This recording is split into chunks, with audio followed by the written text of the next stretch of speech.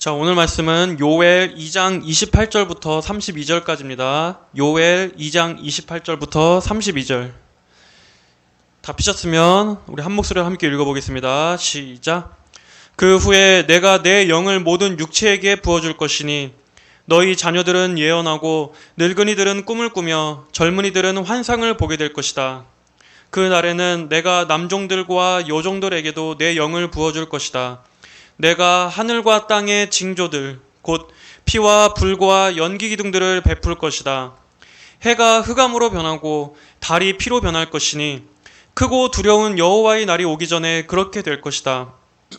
누구든지 여호와의 이름을 부르는 사람은 구원을 얻을 것이니 여호와께서 말씀하신 대로 시온 산과 예루살렘에는 피하여 살아남은 사람이 있을 것이며 남은 사람들 중에 여호와의 부름을 받은 사람들이 있을 것이기 때문이다. 아멘. 자, 유다 백성들의 회복에 대한 말씀으로 응답해 주신 하나님께서는 이제 더 크고 확장된 미래에 대한 예언의 말씀을 해주십니다. 하나님께서는 1차적으로는 그들의 삶을 돌보시고 그들의 필요를 회복해 주시겠다고 말씀하셨습니다. 그러나 거기에서 그치지 않습니다. 땅과 들짐승들에게는 땅의 회복과 곡식의 풍성함으로 충분했습니다. 그들은 육체만 있는, 본능만 있는 피조물이기 때문에 그저 먹을 것만 충분하다면 그것이 그들에게는 가장 큰 축복이었습니다. 하지만 하나님의 형상인 인간에게는 먹을 양식만 회복된다고 해서 끝나는 것이 아닙니다. 만약 그렇다면 인간은 동물과 다를 바가 없습니다. 하나님께서는 유다 백성들에게 육적인 축복을 넘어서 영적인 축복을 부어주실 것이라고 말씀하십니다. 하나님께서 이 땅에 재앙을 내리시는 것이 그들의 영적인 죄를 깨닫게 하시기 위한 목적이셨던 것처럼 하나님께서 주시는 이 땅의 복도 그들에게 주실 궁극적인 영적인 복을 가르쳐 주시기 위한 것입니다. 이처럼 하나님께서 고치시고자 하는 방향이 바로 우리의 영혼을 고치신다는 것입니다. 하나님의 치유는 단순히 육체의 고침이 아닌 우리의 영혼까지 살려주시고 회복시켜 주시는 것입니다. 하나님께서는 이어서 말씀하십니다. 28절에 그 후에 내가 내 영을 모든 육체에게 부어줄 것이니 너희 자녀들은 예언하고 늙은이들은 꿈을 꾸며 젊은이들은 환상을 보게 될 것이다. 이 말씀은 하나님께서 장차 하나님의 영이신 성령을 보내주시겠다는 말씀입니다. 그리고 이 예언의 말씀은 사도행전의 오순절 성령 강림 사건 때 성취되었습니다. 사도행전 2장 16절부터 21절에서는 이 말씀이 그대로 성취된 것을 볼 수 있습니다. 오순절날 제자들이 한자리에 함께 모였을 때 갑자기 하늘로부터 급하고 강한 바람 소리와 함께 그들 각자에게 성령이 임하셨습니다. 제자들은 성령으로 충만하게 돼서 방언, 즉 외국어로 하나님의 큰일인 예수 그리스도에 대해서 담대하게 선포하게 되는 권능을 힘입게 되고 그때부터 본격적인 신약 교회가 시작되게 되는 사건이었습니다. 그리고 여기에서 베드로의 첫 설교가 나옵니다. 베드로는 그의 첫 설교에서 오늘의 본문인 이 요엘 2장 28절을 인용합니다.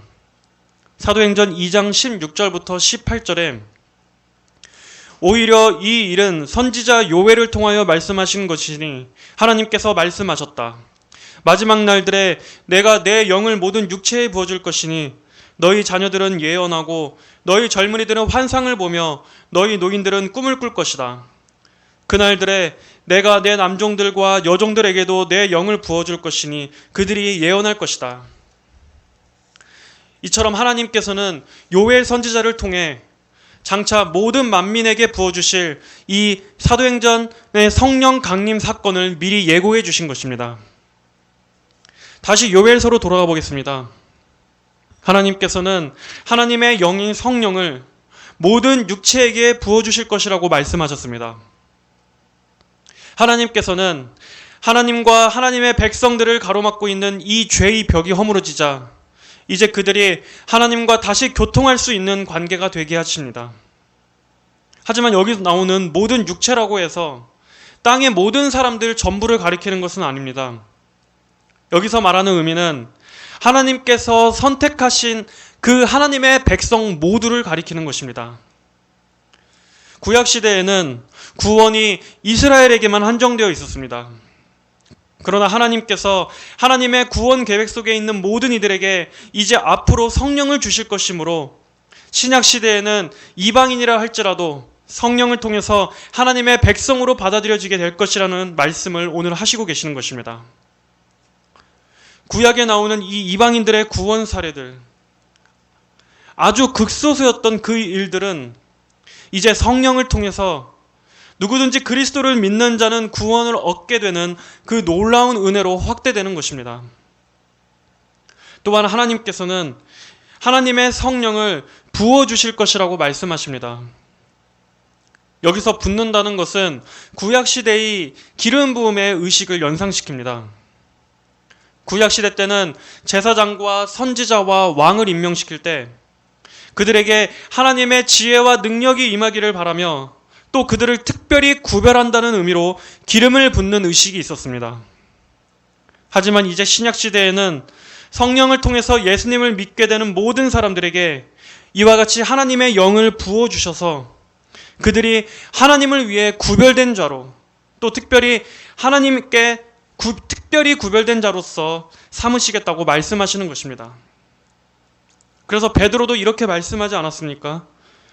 베드로전서 2장 9절부터 10절에 그러나 너희는 택하심을 받은 족속이고 왕같은 제사장들이고 거룩한 나라이고 그분의 소유된 백성이니 이는 너희를 어두움에서 그분의 놀라운 빛에 들어가게 하신 분의 덕을 선포하게 하시려는 것이다. 너희가 전에는 백성이 아니었으나 이제는 하나님의 백성이며 전에는 긍휼을 얻지 못하였으나 이제는 긍휼을 얻은 자들이다. 이 하나님의 영인 성령은 부어질 것입니다. 이것은 단순히 똑똑 방울처럼 떨어지는 것이 아니라 마구 퍼부어지는 것을 의미하는 단어입니다. 하나님께서는 가뭄으로 인해서 바짝 메말랐던 이 유다 땅에 비를 내려주시겠다고 말씀하신 것처럼 하나님의 백성들에게 장차 성령을 퍼부어 주시겠다고 말씀하고 계시는 것입니다. 그리고 이 말씀이 오순절 때 성취되었습니다. 자, 그렇다고 여기서 지난번 제가 설교에서 말씀드린 것처럼 오순절 성령 강림이 이 사건이 이른 비고 이제 우리는 두 번째 이 늦은 비를 기다려야 한다는 이 은사주의자들의 늦은 비 운동을 가리키는 것은 절대 아니라고 지난 설교에서 말씀드렸습니다.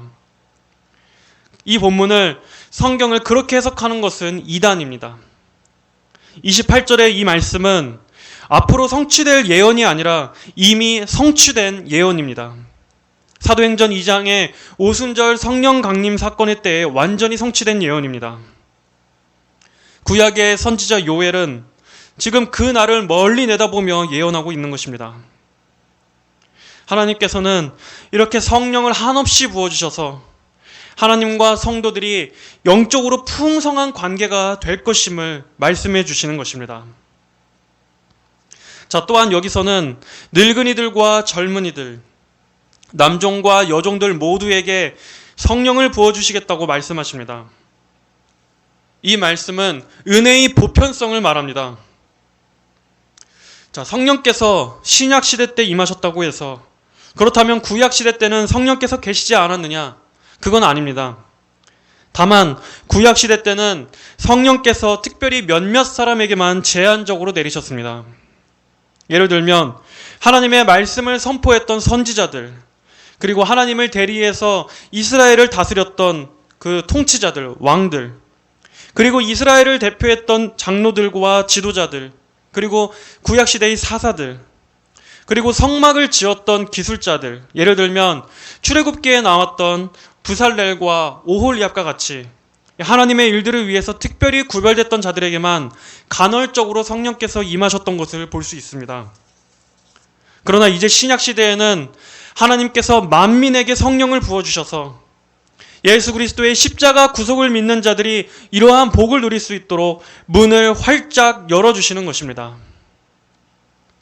자녀들은 예언하고 여기서 예언한다는 것은 단순히 자녀들이 다 예언자가 돼서 미래의 일들을 말할 것이다 라는 이러한 의미가 아닙니다.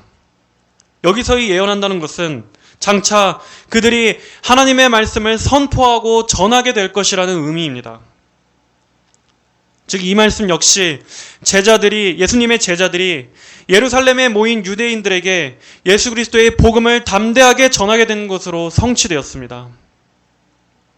늙은이들은 꿈을 꾸며, 여기서 말하는 꿈도 단순히 우리가 자면서 꾸는 꿈을 말하는 것이 아닙니다. 또 오늘날 교회에서 흔히 말하는 자아실현, 세상적인 성공, 비전 성취를 말하는 것도 아닙니다. 구약에서 꿈은 하나님께서 하나님 당신의 뜻을 알려주시기 위한 수단으로 사용하셨습니다. 그러나 이제 신약 시대에서의 이 꿈은 복음을 받는 것입니다. 즉 성령을 통해서 그들이 복음을 받게 될 것이며 깨닫게 될 것이며 구원을 향하신 하나님의 그 열망과 구원 계획에 대해서 그들이 알게 될 것이라는 뜻입니다. 젊은이들은 환상을 보게 될 것이다. 하나님께서 택하신 자들의 영적인 눈을 열어주셔서 그들이 예수 그리스도의 십자가 복음에 담긴 의미를 분명히 보게 될 것을 말씀하시는 의미입니다. 즉 성령님께서는 앞으로 하나님께서 하실 구원의 일들, 즉 메시아이신 예수 그리스도를 그들이 알게끔 해주실 것이며 그들이 그 복음을 깨달아 믿고 받아들이게 될 것이라고 말씀해 주시는 예언입니다. 이것이 하나님께서 그들에게 약속하신 영적인 축복입니다. 이것이 장차 신약시대에 임하게 될 성령님께서 하실 일의 본질입니다. 그러므로 이 28절의 말씀은 은사주의자들이 흔히 말하는 것처럼 어떤 예언이나 환상, 꿈을 말하는 것이 아님을 알 수 있습니다. 이 28절은 은사적인 것을 말하는 것이 아닙니다. 이 말씀에서 궁극적으로 말하고자 하는 의미는 성령께서 오심으로 예수님의 복음을 통해서 신약의 교회가 출발하게 될 것이고 또 성령의 오심으로 복음이 확장되며 하나님의 구원 사역이 또 하나님의 나라가 이방인들에게까지 확장될 것이라는 이 복음 사역의 새로운 지평이 열릴 것에 대해서 예언하는 말씀입니다. 그날에는 하나님께서 성령을 부어주실 자들에게 하나님을 아는 지식이 풍성해질 것입니다. 다시 한번 말씀드리자면 이 말씀은 은사의 측면을 말하는 것이 아닙니다. 너희 모든 사람이 예언자가 될 것이다. 꿈을 꾸고 꿈을 풀어주게 될 것이다. 환상을 보고 무슨 점쟁이들이 될 것이다. 너희는 기독교 무당이 될 것이다 하는 말씀이 아니라는 뜻입니다. 오히려 이 말씀의 바른 적용은 사도행전 2장의 베드로의 설교를 보면 알 수 있습니다. 베드로는 그의 설교에서 이 오늘의 요엘서 이 본문을 인용한 후에 곧바로 이 말씀을 예수 그리스도에게 적용했습니다. 베드로는 요엘서를 인용한 후에 사도행전 2장 22절에서 이스라엘 사람들아 이 말을 들어라. 너희가 아는 바와 같이 나사렛 사람 예수님은 하나님께서 그분을 통하여 너희 가운데 행하신 기적들과 놀라운 일들과 표적들로 너희에게 확증하신 분이다. 이스라엘 사람들아 이 말을 들어라.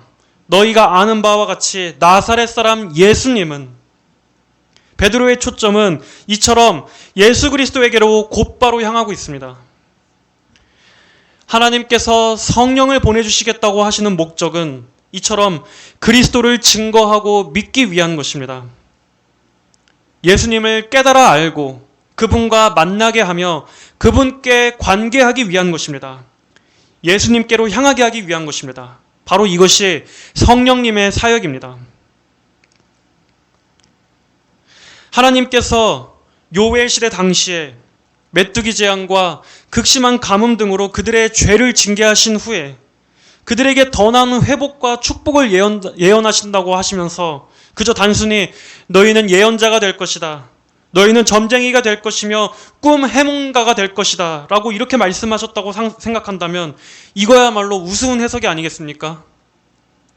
오히려 그들을 진정한 구속, 진정한 회복, 진정한 구원으로 이끌어 주시라고 말씀하시는 것이 성경적으로 맞지 않겠습니까? 하나님께서는 내가 이 땅을 고쳤던 것처럼 장차 너희의 완전한 회복과 복락을 위해서 예비한 내 아들을 보내줄 것이며 나의 영을 내가 택한 자녀들에게 한량없이 부어서 그들이 이 아들의 복음을 믿고 깨닫게 되는 풍성한 복을 줄 것이다 라고 말씀하시는 것입니다. 여러분, 반드시 명심하시기를 바랍니다. 성령님의 사역은 예수님을 증거하고 예수님을 드러내고 예수님에게로 향하게 하십니다. 오늘날 은사주의자들이 성령의 능력, 성령의 은사를 강조하면서 정작 예수님과도 말씀과도 멀어지게 하는 것은 성령님의 주된 사역이랑은 거리가 먼 것입니다. 그들은 오히려 예수님으로부터 멀어지게 만들고 말씀과 십자가의 복음으로부터 멀어지게 만듭니다. 그것은 누가 기뻐하는 일입니까? 마귀가 기뻐하는 일입니다. 성령의 충만함은 무엇으로 증명되는 것입니까? 성령의 충만함은 성도로 하여금 예수님으로 가득하게 만듭니다. 그 예수님이 우리의 심령에 가득해서 우리가 그분의 말씀을 알기를 사랑하고 또 우리가 그분을 알기를 힘쓰며 그분의 말씀에 순종하며 하나님께서 기뻐하시는 거룩하고 순결한 삶을 살기를 힘쓰는 열매로 나타나는 것입니다. 은사를 강조하고 이상한 능력을 추구하고 또 자신을 드러내고 교만하고 기센 사람이 되는 게 성령 충만이 아닙니다. 참된 성령 충만은 겸손과 하나님을 향한 사랑과 하나님을 아는 지식과 그리고 삶의 거룩한 열매로 드러나야 합니다. 자, 이어서 29절에서는 그날에 내가 남종들과 여종들에게도 내 영을 부어줄 것이라고 하나님께서는 말씀하십니다. 하나님의 영이 종들, 노예들에게까지 이렇게 부어지게 될 것이라는 이 말씀은 구약 당시에도 그리고 베드로가 이 말씀을 인용했던 1세기의 신약 시대에도 듣는 회중들에게 놀라운 말씀이었을 것입니다. 왜냐하면 그때에는 아직도 여전히 엄격한 계급과 신분이 나뉘어져 있었던 때였기 때문입니다. 하지만 성령 강림을 통해서 새롭게 확장될 하나님의 구원 사역은 이제 낮고 비천한 신분인 이 종의 신분인 자들에게까지도 하나님의 구원이 미치게 될 것입니다. 이 말씀은 인간의 사회적인 신분이나 그들의 자격 조건에 따라 구원이 베풀어지는 것이 아님을 말씀해주고 있습니다. 오직 하나님의 은혜로 하나님의 성령의 역사를 통해서만 구원을 얻게 된다는 것을 말씀해 주시는 것입니다. 갈라디아서 3장 28절부터 29절은 말씀합니다. 유대인이나 헬라인이나 종이나 자유인이나 남자나 여자나 차별이 없으며 너희는 모두 그리스도 예수님 안에서 하나이다. 너희가 그리스도께 속한 자이면 아브라함의 자손이요 약속에 의한 상속자이다. 하나님의 구원의 은혜는 인간의 그 어떤 신분의 높고 낮음 또는 개인의 자격에 근거하는 것이 아닙니다. 누구라도 하나님의 독생자 예수 그리스도를 믿고 그분의 객관적인 십자가 사역을 믿고 그분의 피로 씻김 받기를 소망하는 자들에게는 하나님의 구원이 성령을 통해서 넘치게 임하게 될 것입니다. 여기서 하나님께서는 왜 특별히 이 종을 말씀하셨습니까? 여러분, 종의 특징이 무엇입니까? 종에게는 자유가 없습니다.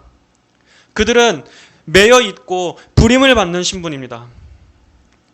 그리고 이것은 영적으로 우리 모든 인간의 상태를 말씀해 주는 것입니다. 물론 세상은 이렇게 말할 것입니다. 아니 무슨 소리냐? 지금이 어떤 시대인데 무슨 놈의 종이냐? 봐라, 우리가 이렇게 자유롭지 않느냐?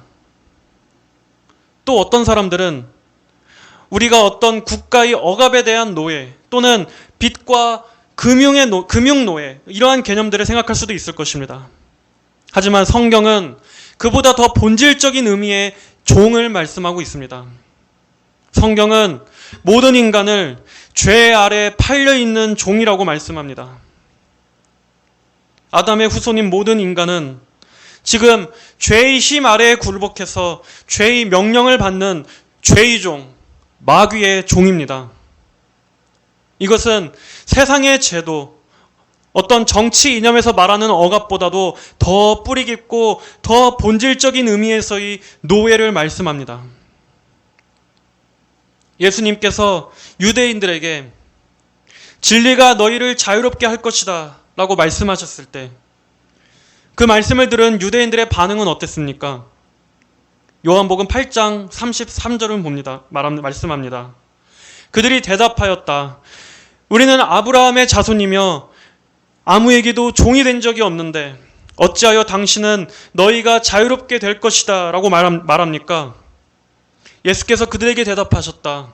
내가 진정으로 너희에게 말하니 죄를 짓는 자는 모두 죄의 종이다. 죄를 짓는 자는 모두 죄의 종이다. 우리 모두는 죄의 종이자 죄의 노예였습니다. 죄의 권세가 우리를 노예 삼았고 죄가 우리의 주인으로서 우리의 머리를 끌고 다니며 우리를 죄의 힘으로 짓눌렀고 죄에게 불임을 당하는 우리는 노예였습니다. 하지만 하나님께서 예수님을 보내주신 이유는 죄의 종되었던 우리를 바로 그 죄로부터 풀어주시고 죄의 권세로부터 죄의 힘으로부터 진정한 자유를 주시기 위한 것이었습니다. 로마서 6장 16절부터 18절에 너희가 자신을 종으로 들여 누구에게 순종하든지 너희가 순종하는 그 자의 종이 되는 줄 알지 못하느냐? 혹은 죄의 종으로 사망에 이르고 혹은 순종의 종으로 의에 이른다.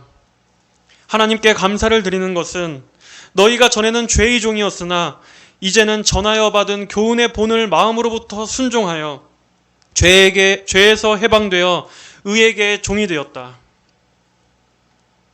아담의 후손인 인간의 숙명이란 이처럼 죄의 종으로서 평생 불임을 받다가 결국 죄의 값인 사망에 이르는 것입니다.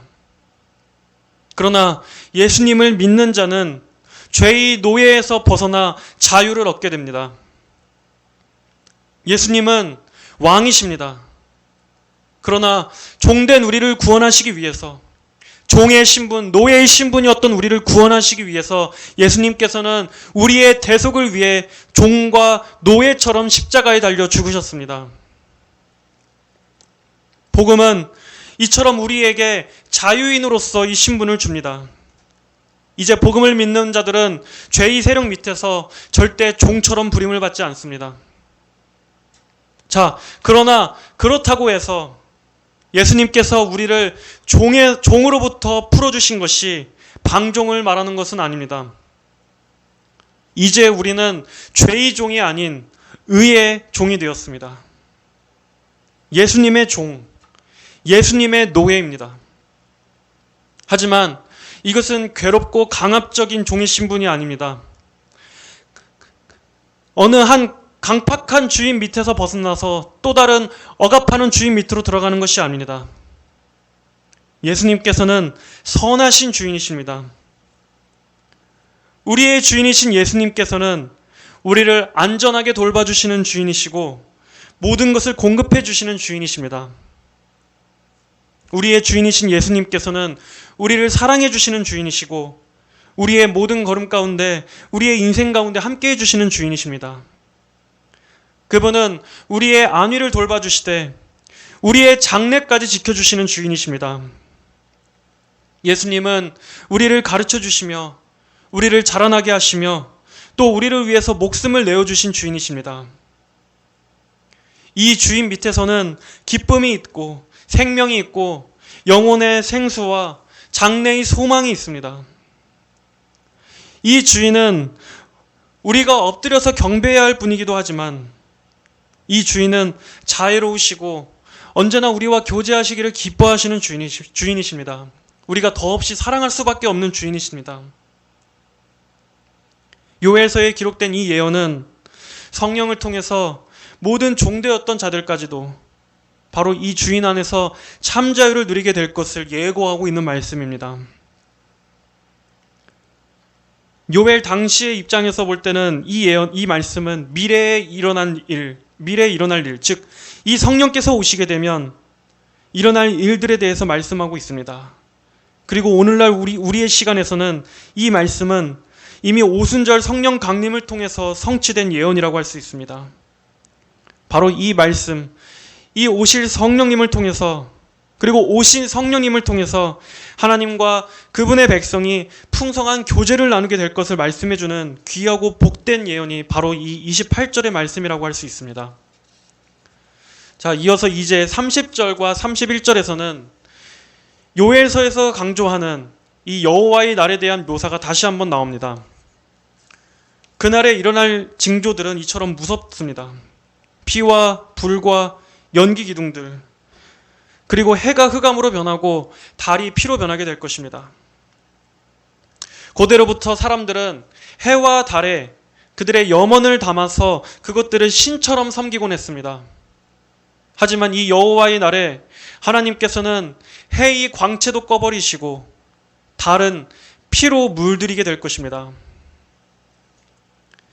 인간의 모든 헛된 염원들, 그들이 기대하고 그들이 기대왔던 모든 것들은 다 무너지게 될 것입니다. 그래서 오직 강하고 능하신 영광의 왕은 오직 여호와 하나님 한 분밖에 없음을 만방에 드러내실 것입니다. 성령의 오심은 다른 의미로는 이제 곧 이 시대의 마지막이 시작되었다는 것입니다. 하나님께서는 성령을 통해서 복음이 널리 퍼지게 하시고 교회가 확장되고 뻗어가게 하셨습니다.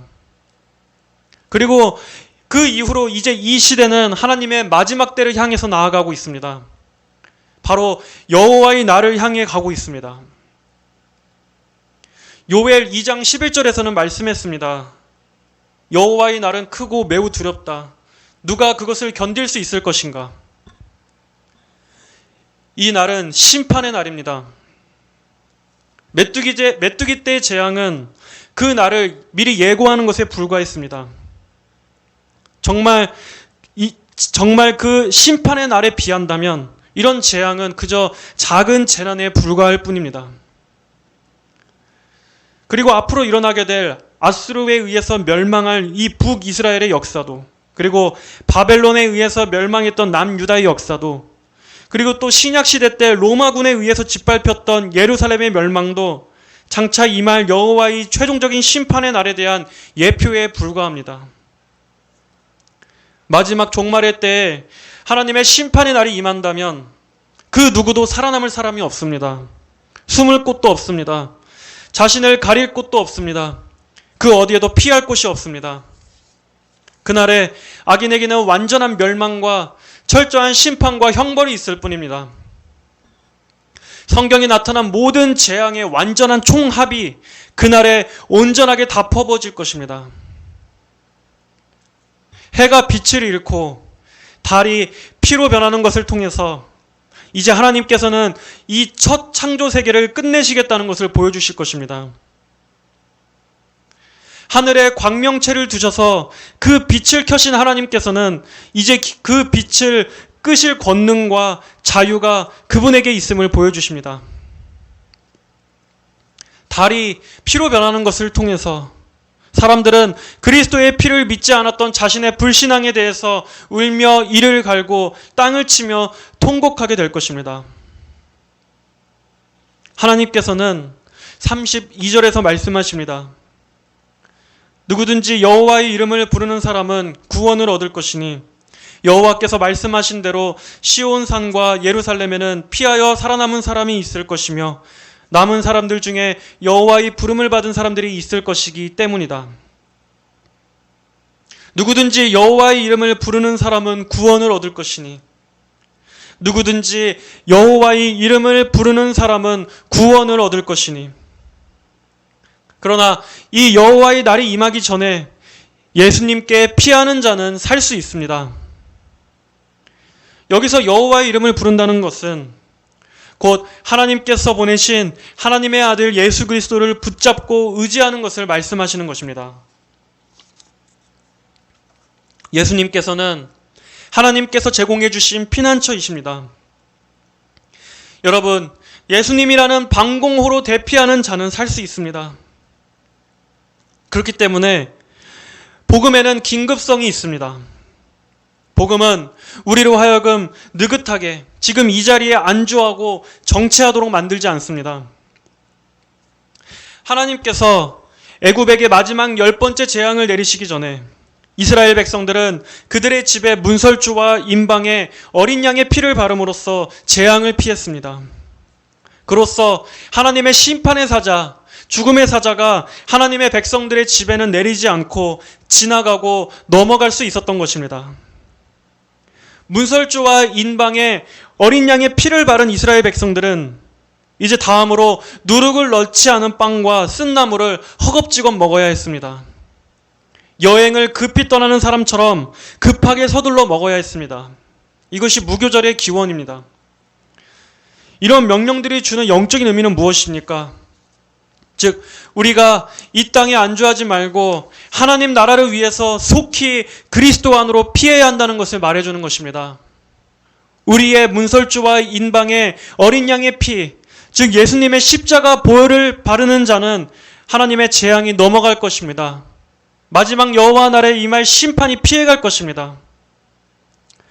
오순절 성령 강림 사건 이후부터 오늘날까지 그리고 마지막 예수님의 재림의 날까지 하나님께서는 많은 시간들을 주셨습니다. 이 시간들은 하나님께서 여호와의 이름을 부를 수 있도록, 즉 예수님께 나아올 수 있도록 많은 기회와 시간들을 허용해 주고 계시는 것입니다. 하지만 이 시간들은 하나님의 마지막 때를 향해서 계속 나아가고 있습니다. 이 시간들은 언젠가 끝나게 될 것입니다. 만약 이 세상이 영원히 지속된다면 하나님께서는 그토록 성경에서 피하라고 강조해서 말씀하실 이유가 없었을 것입니다. 하지만 말씀하신 대로 이 세상은 영원하지 않습니다. 반드시 여호와의 심판의 날은 오게 될 것입니다. 당신이 하나님 앞에 서게 될 날이 반드시 온다는 말씀입니다. 구약에서는 도피성이라는 제도가 있었습니다.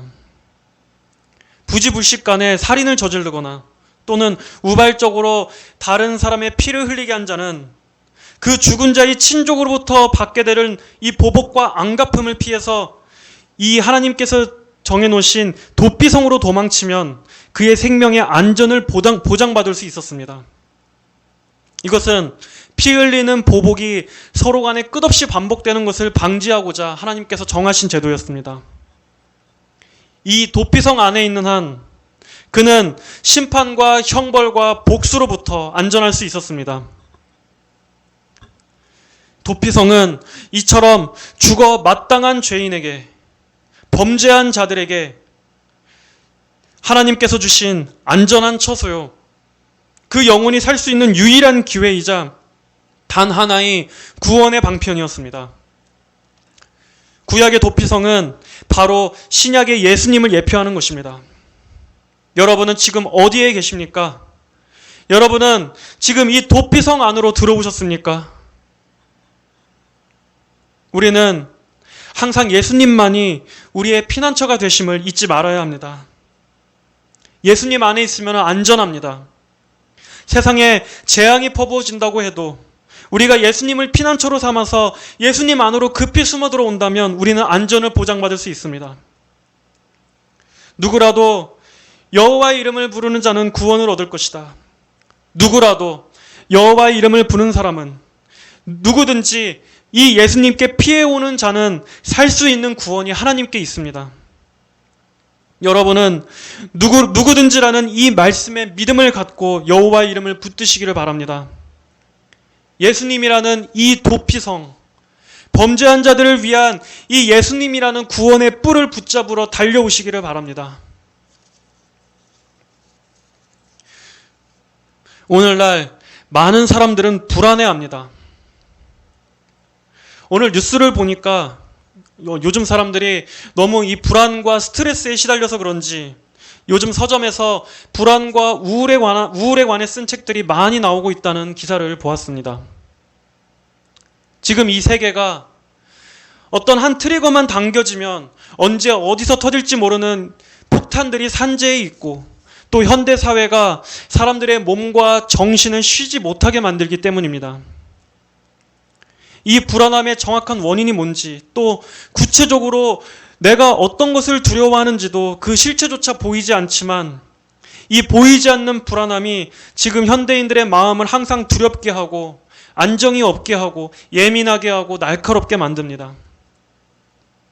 아마 이렇게 점차 사람들의 마음과 정신이 삭막해지고 또 팍팍한 세상이 되어가면서 사람 관계가 점점 서로 더 폭력적이 되고 공격적이 되고 또 그로 인해 발생하는 각종 사건과 사고들이 생기면서 성경에서 말씀하시는 장차 그 말세의 날들로 향해 가는 게 아닐까 생각합니다.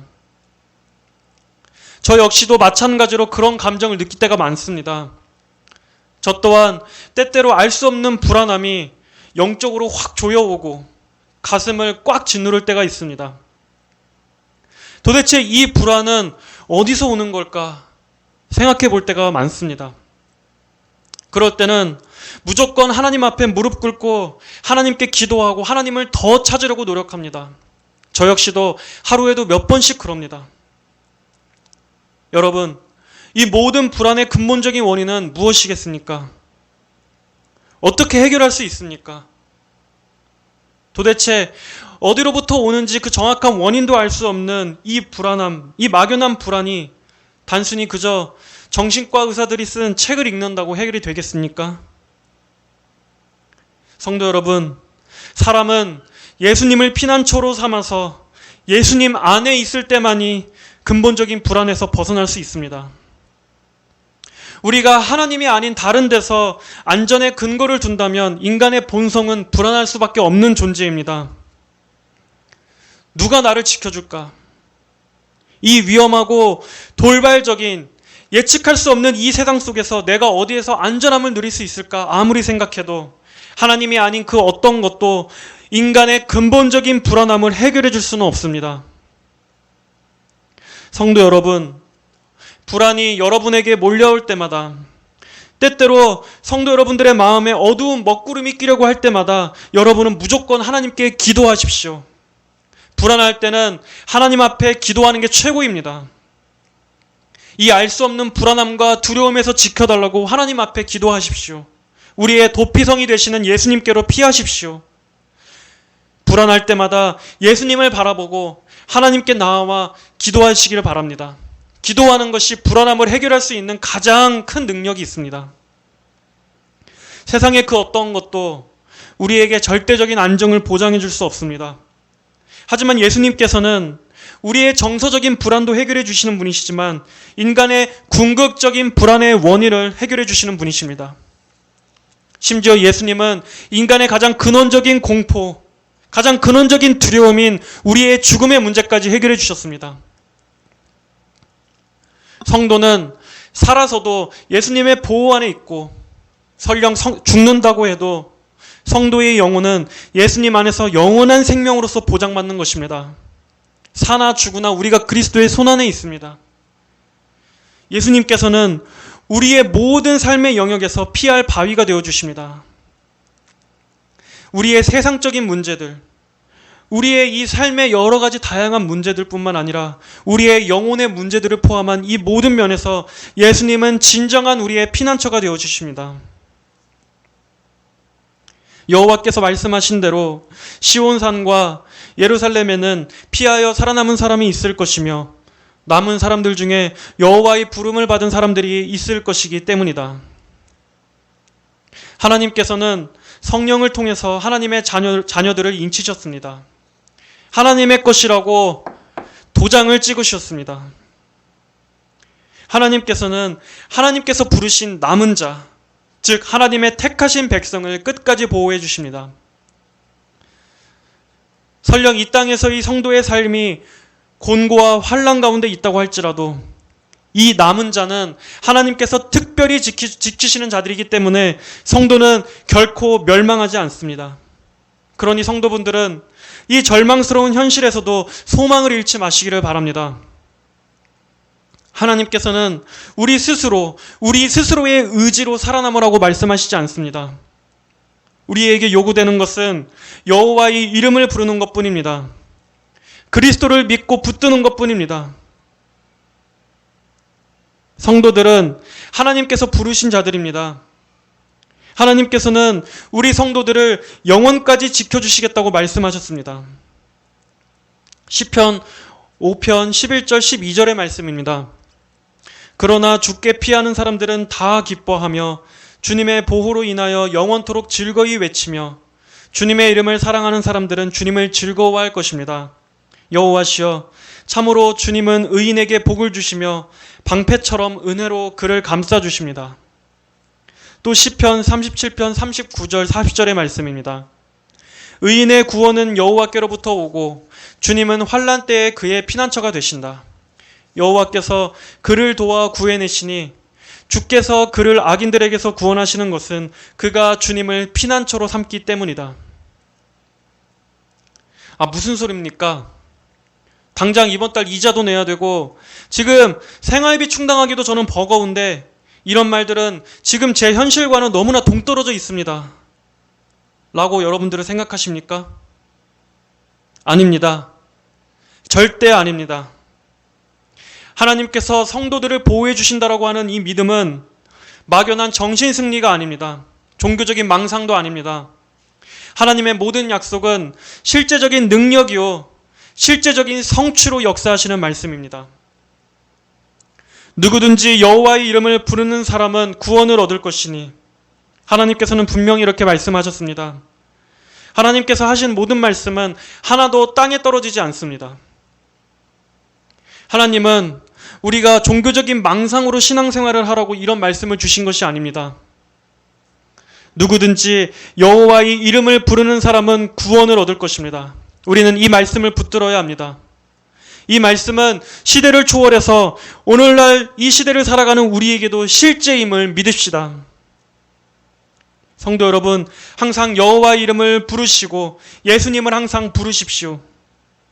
우리의 모든 불안과 삶의 공포에서, 지옥 같은 현실에서, 그리고 장차 임할 심판의 날에서 우리의 유일한 안전한 피난처는 오직 예수님뿐이십니다.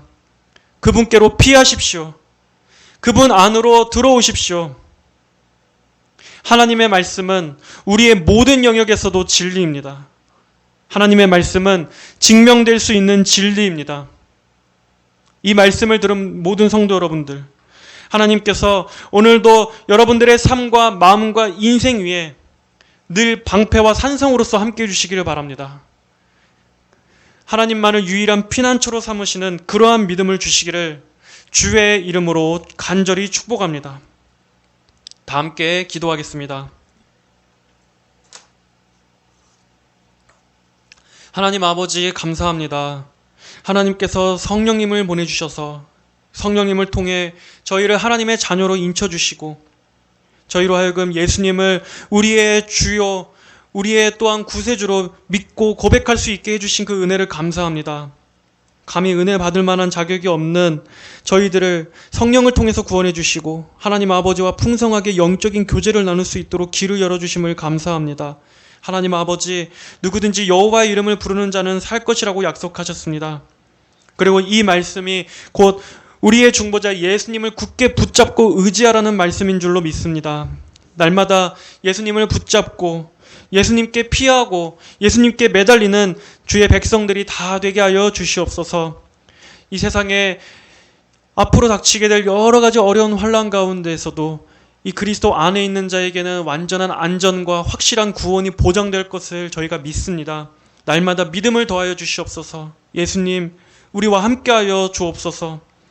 우리의 피난처 되시는 주님께서 항상 저희 교회와 성도들을 지켜주시고 주님 오시는 날 영광스러운 기쁨과 그 승리의 날을 맞이하는 그날을 소망하며 오늘 하루하루를 사는 저희들 되게 하여 주시옵소서.